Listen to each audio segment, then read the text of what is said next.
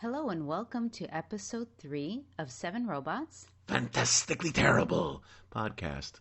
Today our discussion is a little bit different. Really? It is. What's it about? We're going to talk about something we actually do not like talking about, and that is ourselves. That's true, we don't. I'll interview you, you interview me. Interesting. We have a few questions. Okay. Are you married, Miguel? Yes. To whom? The most wonderful person in the world. Oh, you're so full of it. He is married to me. I am married to him. Yes. We've been married for a very long time. Yeah. And together, we moved to New York. Right? And once in New York. New York experience. Yes.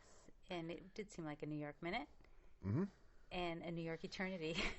All rolled into one. Well, we made it to be official New Yorkers. We lived there for 10 years. We did. It was great. It was the best of times. It was the worst of times. Yeah. But I'll always remember Janine. Yeah. My pal Janine. There's always Janine. It's like Paris.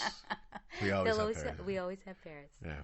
Right, so that's out of the way. A lot of people ask about that. We work together very well. We have the same sense of humor, which is fantastic. Same type of personality, but we're not the same in every way. You mean we're like you can't finish my sentences even though we've been together for so long. I think our daughter can. Oh yeah, we have 2 kids as well. I think our daughter can finish my sentences more than you can. You mean we're not soulmates? We are, but not in the sense that people make it Yeah. sound like, oh, you can finish each other's sentences, you know how to give each other perfect gifts and all this weirdo stuff. No. We just try to have fun. Yeah. Just go with the flow. And it works. And it works. So. Now, back to our work now. Let's talk about our work. So, what is the name of our company? We both co-founded 7Robots when we lived in New York. Mm-hmm.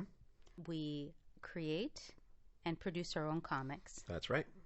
And you do a lot of freelance work as well. You do That's book right. covers, you do illustrations, depending on how busy you are. But people can approach you and you can see if you can do something. Right. But the bulk of our work is our comics. And we've recently started doing Webtoon, which is free comics that people can just subscribe to and read, again, for free.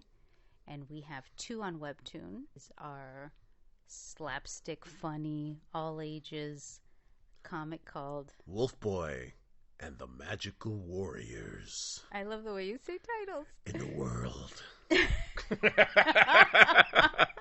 should have finished it. We started laughing. In a world where a clown is president. Oh, no. That's not what it's about. That's reality. We deal in fiction. Yeah. Well, good. It's interesting because Wolf Boy was born out of a complete misreading by accident. I was reading a book on dogmen, and I started realizing how ridiculous. A lot of our best ideas are mistakes. Yeah, and I misread because I was reading about Romulus and Remus, and I was thinking, how can a whole civilization be started by these kids raised by a wolf? And then I misread something that said 2-headed she-wolf, and then I just put it together. That was the initial. Because in our book, Wolf Boy is raised by a 2-headed she-wolf. Valupa, who we kind of fused with Japanese folklore with a multi-tailed wolf. So she's an immortal, and she raises him. He's super strong, and it's very slapsticky. He meets with Monkey King, taken from Chinese mythology, and an Amazon. Taken from Eastern European mythology. Right. And it's sort of like a Three Stooges sort of type thing. Very Three Stooges, very silly. Lots of fun. And our other Webtoon comic that, again, is free is... Ghost Metal. Where we can do all our horrors. Horror sci-fi. Horror sci-fi, absolutely. It's interesting. Comparing the two, the horror is doing better than the all-ages comedy. Yeah. And I thought it would have been the opposite. Yeah, it's just, So this is all trial and error. Right.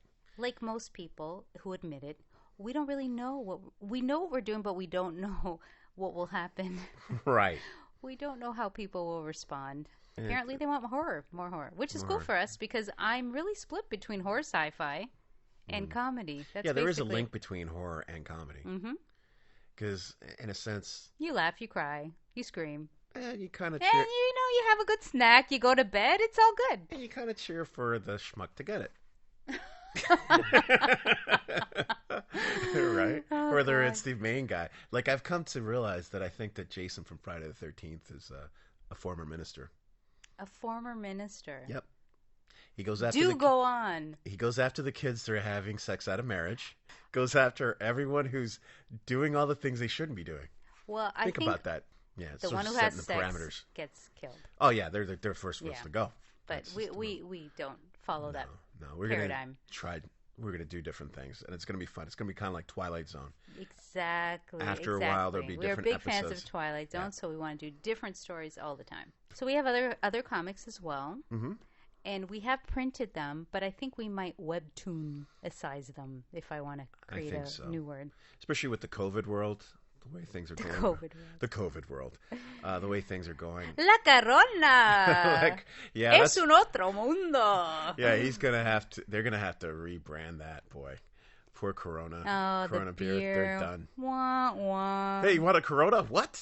What? Get them away from me. What are you talking about? I don't want no Corona. Tough times. Yeah, maybe that's why they closed all the bars.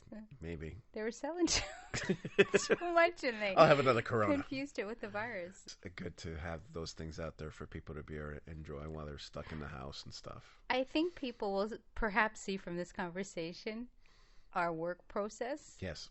At least at the very beginning. Yeah. When we're thinking of a story, we really do riff a lot. Yes, it's a total jam session. Either you or I will have an initial idea, and it's usually based on something we've read. We do a lot of research. Yeah. You and I both love to research and read. But it's always sort of like riffing off the if.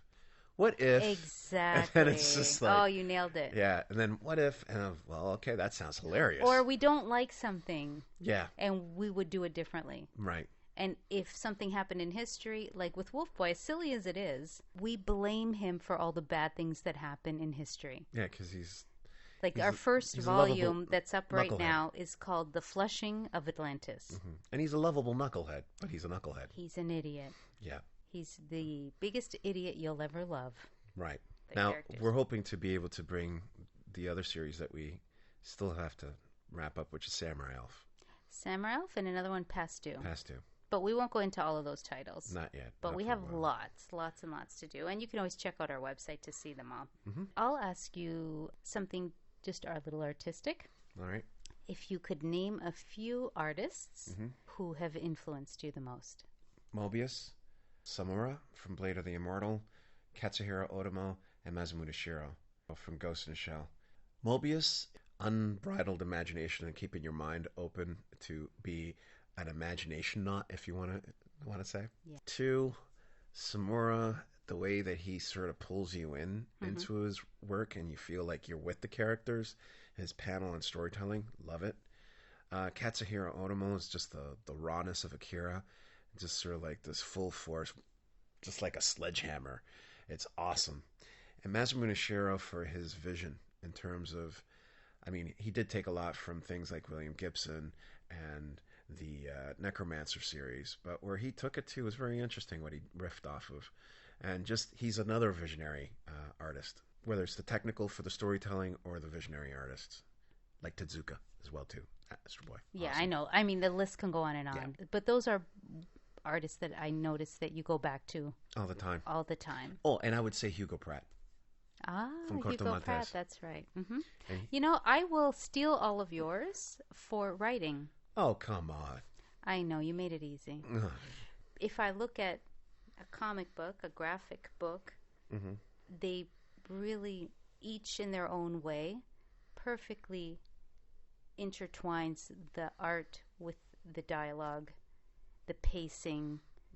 I'm a big fan of people who can pace the story well. You know, it goes faster, it goes slower. It's like music. It has beats.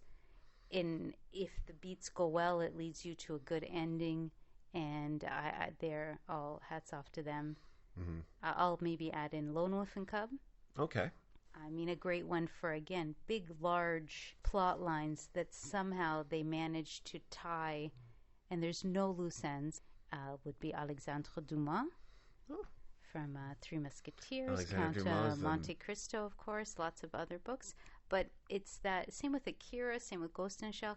You have these huge ideas, and somehow they put it on paper. And not only did they write it, they drew it. They showed you what they were thinking. They described to you what they were thinking. I'm like, bow down. Well, it's funny you should mention Alexandre Dumas. For myself, Alexandre Dumas is the master of the plot. That's what I mean with these plots. It's like a symphony of plots. Dialogue that doesn't drag. There's not a lost moment, and they just keep you turning the page, and you're at the end and you want more. Right. Good Lord. That's what I want to do. So is there anything else that influences you? There's so many writers, I can't even think of everything right now. But I'll say maybe as an overall influence, mythology and history in general constantly give good plot lines. And kind of that, like a what if. That idea. If is the funnest thing to do. So, tell us something about you. Like, where are you from? I'm from Toronto, Canada.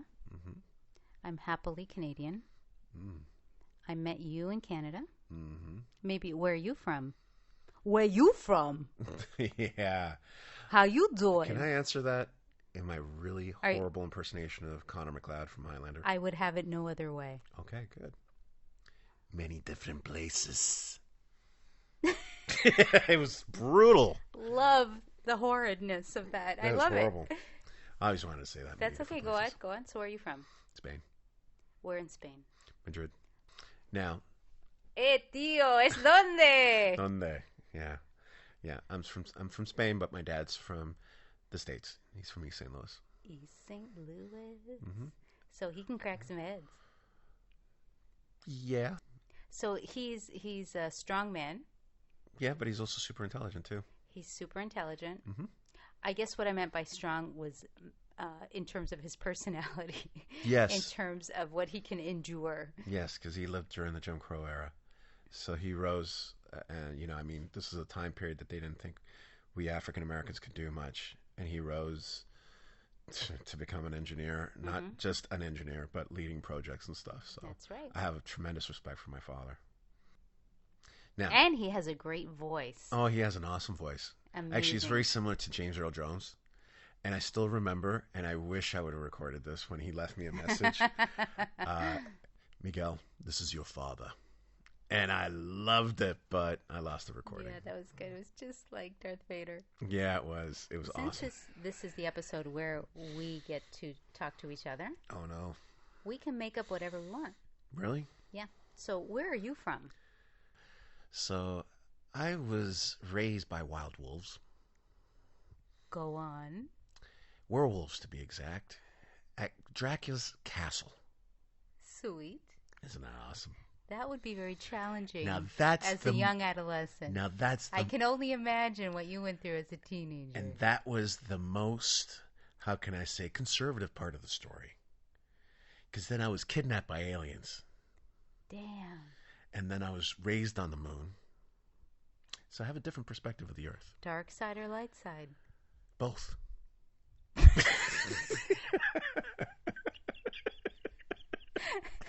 You mean a little here or a little there or in the middle? Were you in the crack of the moon? I was not in the moon's crack. But we would move because we would go to the light side and then I'd go to the dark side. I didn't realize New York was on the moon and they had a light side and the dark side. They had uptown and they had downtown. Like...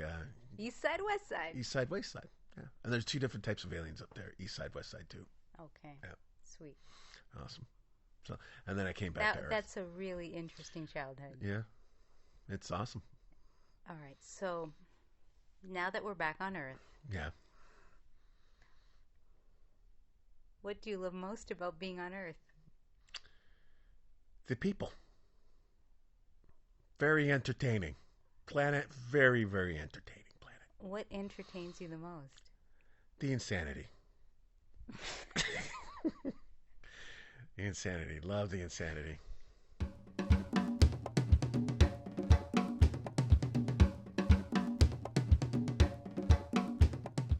At the end of every episode, we highlight a fantastically terrible character or creature. Today's fantastically terrible character or creature is Captain Lou Albano. This former ex-pro wrestler who portrayed Mario in the live-action segments of the Super Mario Bros. Super Show, as well as voicing him in the cartoon segments. Hats off to Captain Lou Albano.